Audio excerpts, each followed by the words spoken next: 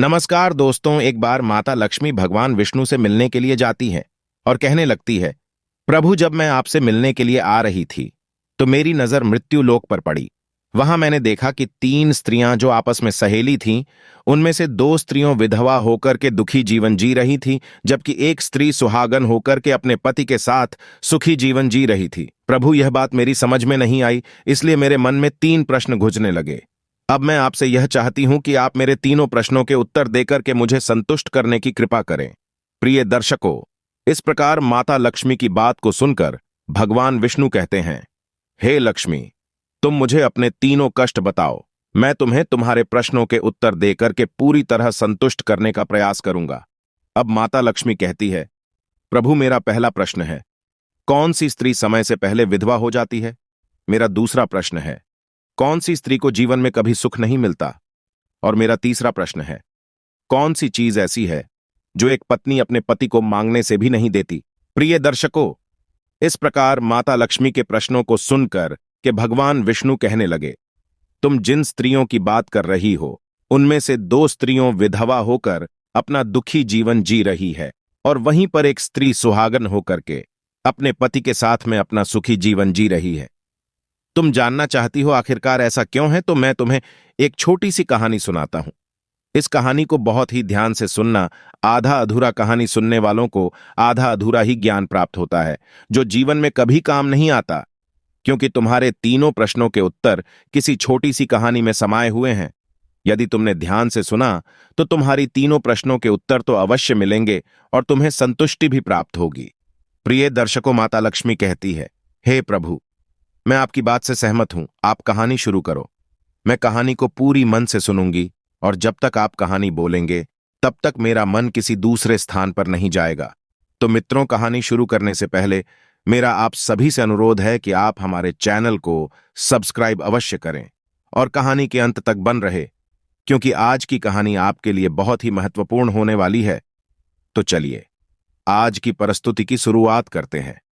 प्रिय दर्शकों, भगवान विष्णु कहते हैं, हे लक्ष्मी, सबसे पहले मैं तुम्हें उस स्त्री की कहानी सुनाता हूं जो सुहागन बनकर के सुखी जीवन जी रही है। जिस सुहागन स्त्री की तुम बात कर रही हो, वह स्त्री एक राजा के नौकर की पत्नी है, और जिस नौकर की वह पत्नी है, उस नौकर को अपनी पत्नी पर पूर्ण विश्वास और भरोसा है कि वह पतिव्रता है, जिसकी चर्चा वह अपने साथियों में बार बार करता है। अब देखो, एक दिन की बात है, उस राजा के नौकर ने अपनी पत्नी की प्रशंसा इतनी की कि बात धीरे धीरे फैलते हुए राजा के दरबार तक पहुंच गई। फिर तो राजा ने अपने नौकर को बुलाया और उस नौकर से कहा कि तुम हर किसी से कहते हो कि तुम्हारी पत्नी पतिव्रता है। क्या वास्तव में आपकी पत्नी पतिव्रता है? क्या आपको पूर्ण विश्वास है? इस प्रकार राजा की बात सुनकर के नौकर कहने लगा, महाराज, मुझे पूरा विश्वास है और पूरे से भी आगे विश्वास है कि मेरी पत्नी पूरी तरह पतिव्रता है। अब इस समय पर राजा का महामंत्री कहने लगता है, यदि मैं तेरी पत्नी का पतिव्रत धर्म खंडित कर दूं तो तुझे क्या सजा मिलनी चाहिए? मित्रों, फिर तो नौकर ने कहा, यदि तुम मेरी पत्नी का पतिव्रत धर्म खंडित कर देते हो तो महाराज मुझे फांसी लगा देना। अब नौकर भी राजा से कहता है, महाराज, यदि यह मेरी पत्नी का पत्नी व्रत धर्म खंडित नहीं कर पाए तो इनको सजा क्या मिलनी चाहिए?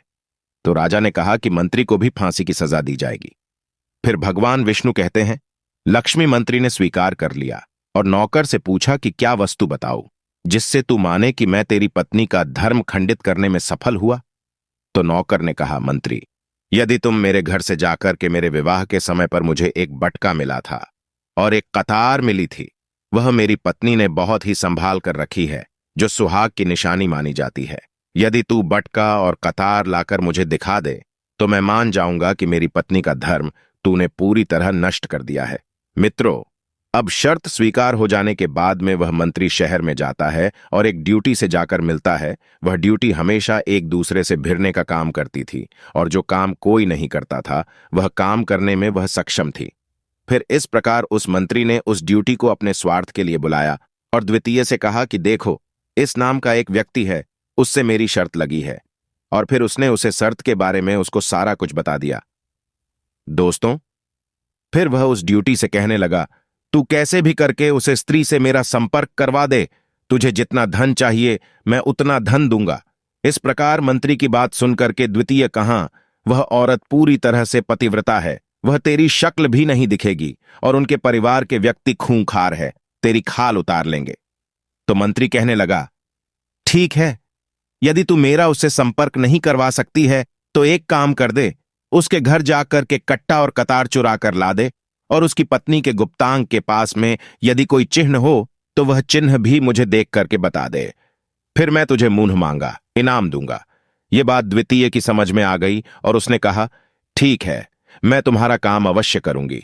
नौकर शहर में रहता था, ड्यूटी नौकर के घर जाती है, उसकी पत्नी से जाकर बोलती है, बेटी मैं तेरी पति की बुआ हूं, मैं कई वर्षों के बाद आई हूं। फिर उस स्त्री ने कहा, आओ बुआ जी, मैंने आपको पहले कभी देखा नहीं, इसलिए पहचान नहीं पाई। और इस प्रकार उस ड्यूटी को उस नौकर की पतिव्रता स्त्री ने बहुत बड़ा सम्मान दिया, मगर उसे क्या मालूम था कि यह उसके साथ में छल करने आई है। अब भगवान विष्णु कहते हैं, लक्ष्मी, इस प्रकार वह ड्यूटी उस पतिव्रता स्त्री के साथ में 2 दिन तक रुकी। जिस समय वह स्त्री स्नान करने लगी तो ड्यूटी उठकर के उस पतिव्रता के कमर मलने लगी। मित्रों, उस पतिव्रता स्त्री ने बहुत मना किया, फिर भी वह ड्यूटी नहीं मानी और कहने लगी, मुझे तो बेटी से भी प्यारी लगती हो तो मना मत करो। काफी दिनों के बाद में मेरी तुम्हारी मुलाकात पहली बार हुई है। अब ऐसा कहकर कि वह ड्यूटी मुख पर हाथ फेरने लगी, फिर आंखों को धोने के बहाने से उस ड्यूटी ने उस पतिव्रता स्त्री की आंखों पर पानी मार दिया और उस स्त्री की आंखें बंद हो गईं। इस प्रकार गुप्तांग के पास में जांघ पर उस स्त्री के एक तिल था जो ड्यूटी ने देख लिया, बस उसका काम बन गया। उधर स्नान करने के बाद में जब वह पतिव्रता स्त्री रसोई में खाना बनाने गई तो ड्यूटी को मौका मिल गया और उसने कट्टा और कतार उस नौकर के घर से चुरा ली और वहां से एकदम से भाग गई और जाकर के वह कट्टा और कतार मंत्री को दे दिए और उस पतिव्रता स्त्री के जांघ पर तिल की निशानी भी बता दी। फिर वह मंत्री कट्टा और कतार लेकर के सीधा राजा के दरबार में पहुंचा और राजा से जाकर कहा, महाराज, मैं नौकर की पत्नी के साथ में 2 दिन बिताया हूं और यह कट्टा तथा कतार उसी के हाथों से लेकर आया हूं। फिर तो राजा ने दरबार लगाया और नौकर को बुलाया तथा महामंत्री से सभा में कटा और कतार नौकर को दिखाने के लिए कहा। फिर राजा की आज्ञा पाकर के मंत्री ने उस नौकर को कट्टा और कतार दिखाई और उसकी पत्नी की जांघ पर तिल भी बताया, तो नौकर मान गया कि वास्तव में आज मेरी पत्नी ने अपना पतिव्रत धर्म पूरी तरह से भंग करवा लिया। भगवान विष्णु कहते हैं, लक्ष्मी, फिर तो राजा ने फांसी का दिन 15 दिन के बाद में रख दिया और कहा कि नौकर को 15 दिन के बाद में फांसी पर चढ़ाया जाएगा। और इस प्रकार से नौकर से उसकी अंतिम इच्छा पूछी तो नौकर ने कहा कि मैं अपनी पत्नी से अंतिम बार मिलना चाहता हूं। इस प्रकार राजा ने उस नौकर को आज्ञा दी कि ठीक है, तुम अपनी पत्नी से मिल सकते हो। फिर नौकर अपने घर गया और अपनी पत्नी से कहा कि आपने मेरे साथ में बहुत बड़ा विश्वासघात किया। मैंने आपके विश्वास पर मंत्री से ऐसी शर्त लगाई थी कि राजा के दरबार में राजा के सामने मैंने कहा था कि मेरी पत्नी का पतिव्रत धर्म कोई नष्ट कर दे तो मुझे फांसी लगा देना। अब मुझे 15 दिन के बाद में फांसी लगा दी जाएगी। मेरे साथ विश्वासघात करके तुमने ठीक नहीं किया। उस पतिव्रता स्त्री ने अपने पति को सारी बात बताई, मगर उसे विश्वास नहीं हुआ और वह राजा के दरबार में पहुंच गया। फिर नौकर राजा के दरबार में पहुंचा तो फिर उसे कैद में डलवा दिया गया। अब उधर नौकर की पतिव्रता धर्मपत्नी ने परमात्मा को याद किया और अपना भेष बदल करके राजा के दरबार में गई और राजा से नाच दिखाने की आज्ञा मांगने लगी, क्योंकि वह स्त्री बहुत ही सुंदर थी और राजा शौकीन होते हैं। इसलिए राजा ने आज्ञा दे दी कि सभी मंत्री आदि उपस्थित होकर के इस सुंदरी का नाच करवाने की पूरी व्यवस्था करें। भगवान विष्णु कहते हैं, लक्ष्मी, फिर तो सब मंत्री महामंत्री राजा आदि दरबार में उपस्थित हुए और फिर उस नौकर की धर्मपत्नी ने जब नाचना शुरू किया तो राजा को उस स्त्री का नाच बहुत ही सुंदर लगा। और फिर राजा ने कहा, तुम मुझसे क्या मांगना चाहती हो? तुम जो भी मांगोगी मैं तुम्हें वही दूंगा। फिर उस नौकर की पतिव्रता स्त्री ने कहा, आपकी सभा में मेरा चोर है जिसने मेरे रुपए लिए थे मगर आज तक वापस नहीं दिए, उसे फांसी की सजा दे दीजिए। अब राजा ने कहा, ठीक है, बताओ मेरे दरबार में तुम्हारा चोर कौन है? उसका नाम क्या है? मैं उसको फांसी की सजा अवश्य दूंगा। भगवान विष्णु कहते हैं, फिर उसे नौकर की पतिव्रता स्त्री ने कहा, महाराज, आपका मंत्री मेरा चोर है, आप इनको फांसी की सजा अवश्य दें। अब उधर जैसे ही मंत्री ने सुना कि यह सुंदरी मुझे अपना चोर बता रही है तो मंत्री कहने लगा, महाराज, मैं कसम खाकर कहता हूं कि मैं इसका कभी कुछ नहीं चुराया है, मैंने इसे आज तक कभी देखा ही नहीं है, तो मैं चोरी कैसे कर सकता हूं? मैं आज तक इसकी शक्ल ही नहीं देखी है। तो वह सुंदरी कहने लगी, महाराज, ये मंत्री मुझे जानता नहीं है, तो आप इससे यह पूछो कि यह कट्टा और कतार कहां से लाया था। मैं उसी नौकर की पत्नी हूं जो आपके यहां पर नौकरी करता है, और आप मेरे निर्दोष पति को फांसी चढ़ने वाले हैं। अब मैं आपको पूरी बात सुनती हूं।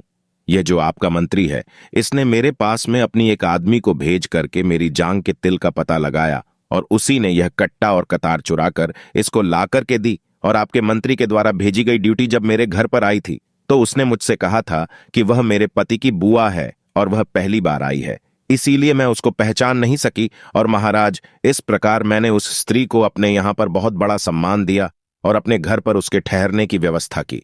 और इस प्रकार उस नौकर की पतिव्रता स्त्री की बात को सुनकर के राजा ने ड्यूटी को बुलाया। फिर उस ड्यूटी ने राजा को सारी सच्चाई बता दी, जिससे राजा ने उस नौकर को रिहा कर दिया और मंत्री को फांसी पर चढ़ा दिया। भगवान विष्णु कहते हैं, हे लक्ष्मी, इस प्रकार उस नौकर की पतिव्रता स्त्री ने अंत में राजा से कहा, महाराज, मैं अपने पति से बहुत प्यार करती हूं। मैं एक चरित्रवान स्त्री हूं। कभी भी मैं अपने पति का नाम तक अपने मुंह से नहीं लेती। भगवान विष्णु कहते हैं, लक्ष्मी, मेरी कहानी पूरी होती है। अब तुम अपने तीनों प्रश्नों के उत्तर सुनो। तुम्हारा पहला प्रश्न था, कौन सी स्त्री समय से पहले विधवा हो जाती है? तो जो स्त्रियां अपने पति का नाम लेती हैं, वह समय से पहले विधवा हो जाती है, क्योंकि पति का नाम लेने से पति की उम्र कम हो जाती है और समय से पहले ही उनके पति की मृत्यु हो जाती है। ऐसी स्त्रियां जो पति का नाम लेती हैं, समय से पहले ही विधवा होकर के एक दुखी जीवन जीती है। बस यही राज की बात है कि तुम जिन 3 सहेलियों की बातें कर रही थीं, उनमें से 2 विधवा थीं और एक यह नौकर की पत्नी थी जो पतिव्रता स्त्री थी। यह पतिव्रता स्त्री कभी भी अपने पति का नाम मुंह से नहीं लेती थी। और उधर वह 2 स्त्रियों जो विधवा होकर जीवन दुखी होकर जी रही है, वह हमेशा अपने पति का नाम लेकर ही बुलाती थी, जिसकी वजह से उनके पति की उम्र कम हुई और फिर वह दोनों स्त्रियां समय से पहले ही विधवा हो गईं और आज वह दुखी जीवन जी रही है। इसलिए कभी भी स्त्रियों को अपने पति का नाम अपने मुंह से नहीं लेना चाहिए। अब तुम्हारा दूसरा प्रश्न था, कौन सी स्त्री को जीवन में कभी सुख नहीं मिलता है? तो समझ लो, जो स्त्रियां अपने पति के बिना अनुमति के किसी तीर्थ स्थान या उत्सव में जाती हैं, उनके जीवन में कभी सुख नहीं आता। ऐसी स्त्रियां जीवन भर दुखी रहती हैं और उन्हें पति का कभी प्रेम नहीं मिलता। भगवान विष्णु कहते हैं, लक्ष्मी, तुम्हारा तीसरा प्रश्न था कि ऐसी कौन सी चीज है जो एक पत्नी अपने पति को मांगने से भी नहीं देती? तो समझ लो, वह चीज गाली है। एक चरित्रवान स्त्री कभी अपने पति को गाली नहीं दे सकती, और जो स्त्री गाली देती है वह स्त्री कभी चरित्रवान नहीं होती, और ऐसी स्त्री जीवन भर रोती है, उसके जीवन में कभी सुखी नहीं आती और समय से पहले ही ऐसी स्त्री विधवा हो जाती है। मित्रों, इस प्रकार कहानी सुनाने के बाद में माता लक्ष्मी पूरी तरह से अपने तीनों प्रश्नों से संतुष्ट होकर कहती हैं, प्रभु, वास्तव में जो स्त्री चरित्रवान होती है वह कभी दुखी जीवन नहीं जीती है, क्योंकि ऐसे घर में लक्ष्मी का सदा वास होता है और वह घर धन धान्य से हमेशा भरपूर बना रहता है। ऐसी स्त्रियां हमेशा घर को स्वर्ग बना देती हैं। तो प्रिय दर्शकों, यदि आपको यह वीडियो पसंद आई हो तो प्लीज आप हमारे चैनल को सब्सक्राइब अवश्य करें, वीडियो को लाइक करें और दोस्तों सच्ची श्रद्धा से कमेंट में जरूर लिखें। जय श्री राम, जय जय हनुमान, हर हर महादेव। दोस्तों।